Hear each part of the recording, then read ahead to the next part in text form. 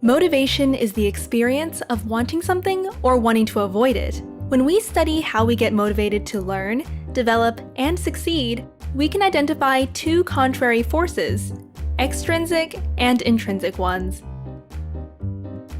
On the one hand, we want to belong, desire to be loved, and seek to get the attention we think we deserve.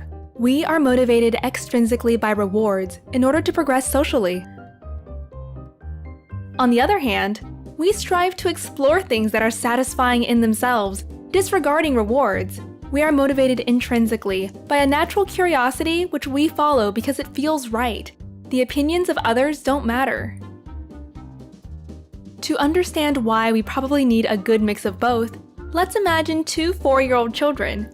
Both grow up in families that want only the best for their kids, but have completely opposing views on how to motivate them to succeed. Tom's parents believe that all their boy needs is love. To not undermine his intrinsic interests, they never praise him or use rewards. Eventually, they decide not to give him any feedback at all, fearing it could corrupt his free mind. Over the years, Tom develops an immense capacity to imagine, spending most of his time playing by himself. By being allowed to follow his passions, he learns what he likes and what he doesn't. But Tom doesn't learn what others expect and gets easily irritated when asked to do something in a particular way.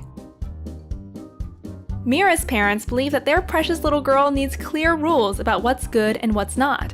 They see it as their duty to help Mira learn by providing precise and actionable feedback on all aspects of her young life. Mira spends her days in preschool, music, and ballet lessons. Over the years, she gets exceptionally good at the things that please the adults around her.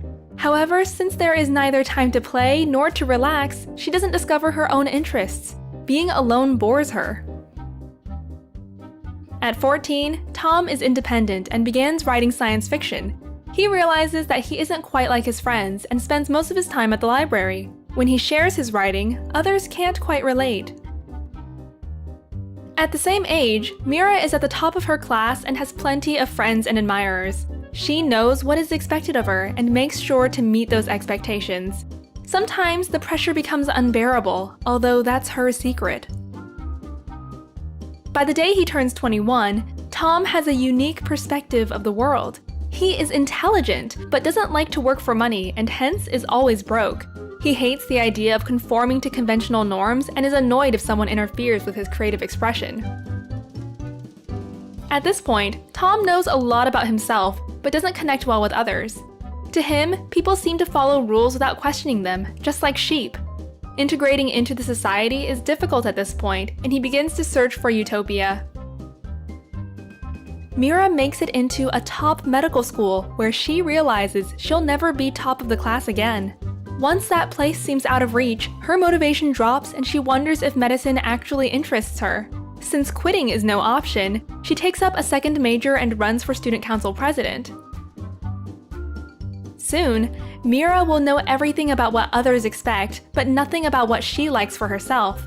All her life, she has just listened, driven by external feedback loops. At this point, she's almost lost the ability to question the norms of the society she grew up in. Listening to our heart can tell us who we are, but not how to be happy among others. Listening to others can motivate us to be a part of their world, but doesn't teach us if that world is ours. This is why it's probably good for the two to go together. Then we can learn what we want and get the feedback we need in order to stay motivated to explore new roads into a better society. A large body of research shows that balancing the two forces is not straightforward. One meta-analysis of 128 studies examined the effects of extrinsic rewards on intrinsic motivation. While most rewards significantly undermined our intrinsic interest, positive feedback, which is an extrinsic motivator, inspires us to keep going. Put simply, honest words of encouragement get us going, while money or gifts undermine our inner drive. What about you? Do you listen to your heart or to the voices of society? And from your personal experience, which of the two eventually takes your decision? Share your thoughts and check the description to dive deeper into the topic.